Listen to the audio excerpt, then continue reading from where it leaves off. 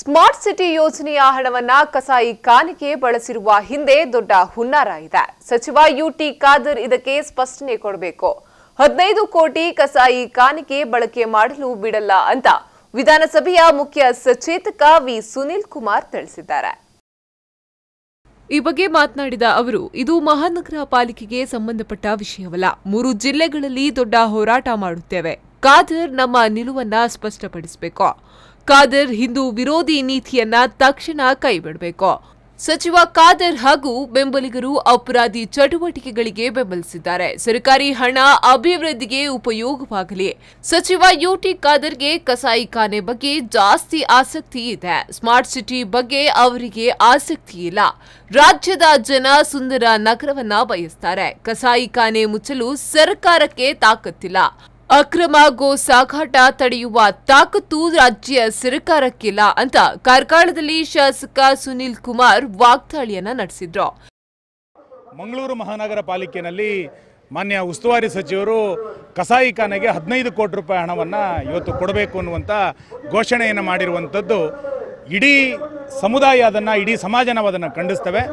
ಕಸಾಯಿ ಖಾನೆಗಳ ವಿರುದ್ಧ ಹೋರಾಟವನ್ನು ಮಾಡ್ತಾ ಭಾಳ ದೊಡ್ಡ ಪ್ರಮಾಣದಲ್ಲಿ ಇವತ್ತು ಗೋವಿನ ಕಳ್ಳ ಸಾಗಾಣಿಕೆ, ಗೋವಿನ ವಧೆಗಳು ನಡೀತಾ ಇರುವಂಥ ಸಂದರ್ಭದಲ್ಲಿ ಸರ್ಕಾರ ಏಕಾಏಕಿಯಾಗಿ ಸ್ಮಾರ್ಟ್ ಸಿಟಿಯಲ್ಲಿರುವಂಥ ಹಣವನ್ನು ಯಾವುದೋ ಅಭಿವೃದ್ಧಿ ಚಟುವಟಿಕೆಗೆ ಬಳಸಿಕೊಳ್ಳದೆ ಕಸಾಯಿ ಖಾನೆಗೆ ಬಳಸಿಕೊಂಡಿರುವಂಥದ್ದರ ಹಿಂದೆ ಭಾಳ ದೊಡ್ಡ ಪ್ರಮಾಣದ ಹುನ್ನಾರ ಇದೆ.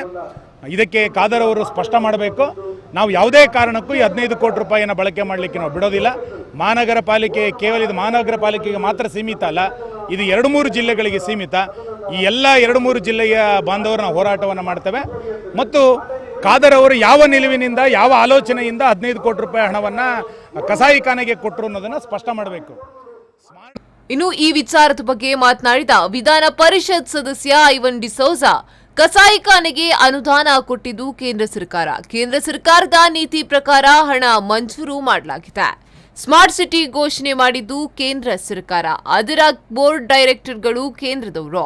ಸಂಸದ ನಳಿನ್ ಕುಮಾರ್ ಇದಕ್ಕೆ ಉತ್ತರ ಕೊಡಬೇಕು ಅಂತ ಐವನ್ ಡಿಸೋಜಾ ಗಂಭೀರ ಆರೋಪ ಮಾಡಿದ್ರು.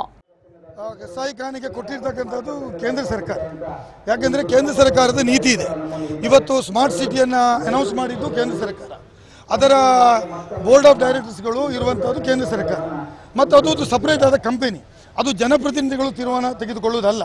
ಜನ ರೆಪ್ರೆಸೆಂಟೇಟಿವ್ ಇರ್ತಾರೆ. ಅದರಲ್ಲಿ ಪಾರ್ಲಿಮೆಂಟ್ ಮೆಂಬರ್ ಇದ್ದಾರೆ, ಶಾಸಕರುಗಳಿದ್ದಾರೆ. BJP ಶಾಸಕರುಗಳು ಇದ್ದೇ ಕೊಟ್ಟಿದ್ದಾರೆ. ಯಾಕೆಂತ ಹೇಳಿದರೆ ಅಲ್ಲಿ ಜನರಿಗೆ ಅವಶ್ಯಕತೆ ಇದೆ ಅಂತ ಕೊಟ್ಟಿದ್ದಾರೆ. ಅದು ಒಂದು ಮಹಾನಗರ ಪಾಲಿಕೆ, ಮೆಟ್ರೋಪಾಲಿಟನ್ ಸಿಟಿ. ಅಲ್ಲಿ ಯಾವ ರೀತಿ ಸಿಟಿಯನ್ನು ಅಭಿವೃದ್ಧಿ ಮಾಡಬೇಕು, ಅಲ್ಲಿ ಬೇಕಾದಂಥ ದುಡ್ಡನ್ನು ಅಲೌಟ್ ಮಾಡುವಂಥ ಅಧಿಕಾರ ಇರುವಂಥದ್ದು ಕೇಂದ್ರ ಮತ್ತು ರಾಜ್ಯ ಸರ್ಕಾರದ ಒಟ್ಟು ಅನುದಾನವನ್ನು ಬಳಕೆ ಮಾಡುವಂಥದ್ದು.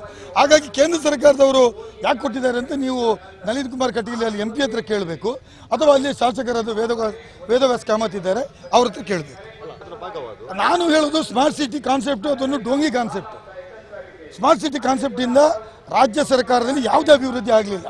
ಕೇಂದ್ರ ಸರ್ಕಾರ ಏನೋ ಒಂದು ಜನರಿಗೆ ಮೋಸ ಮಾಡಲಿಕ್ಕೆ ಈ ಒಂದು ಸ್ಮಾರ್ಟ್ ಸಿಟಿ ಕಾನ್ಸೆಪ್ಟನ್ನು ತಂದಿದೆ. ಹಾಗಾಗಿ ಇದೆಲ್ಲ ತೊಂದರೆಗಳು ಬರ್ತಾ ಇವೆ. ಅದಕ್ಕೆ MD ಯಾರು ತೀರ್ಮಾನ ತೆಗೆದುಕೊಳ್ತಾರೆ? ಅದು ಒಂದು ಎಲ್ಲ ಕಂಪನಿ ಇದ್ದಾಗೆ. ಸ್ಮಾರ್ಟ್ ಸಿಟಿ ಒಂದು ಡೋಂಗಿ ಕಾನ್ಸೆಪ್ಟ್. ಸ್ಮಾರ್ಟ್ ಸಿಟಿ ಯೋಜನೆಯಿಂದ ಯಾವುದೇ ಅಭಿವೃದ್ಧಿಯಾಗಿಲ್ಲ. ಜನರಿಗೆ ಮೋಸ ಮಾಡುವುದೇ ಕೇಂದ್ರ ಸರ್ಕಾರದ ಉದ್ದೇಶ. ಸ್ಮಾರ್ಟ್ ಸಿಟಿ ಒಂದು ಕಂಪನಿ, ಜನರಿಗಾಗಿ ಇರುವ ಕಂಪನಿ ಅಲ್ಲ ಅಂತ ಆರೋಪಿಸಿದ್ರು. Pallavi Santosh, V4 News 24/7 Udupi.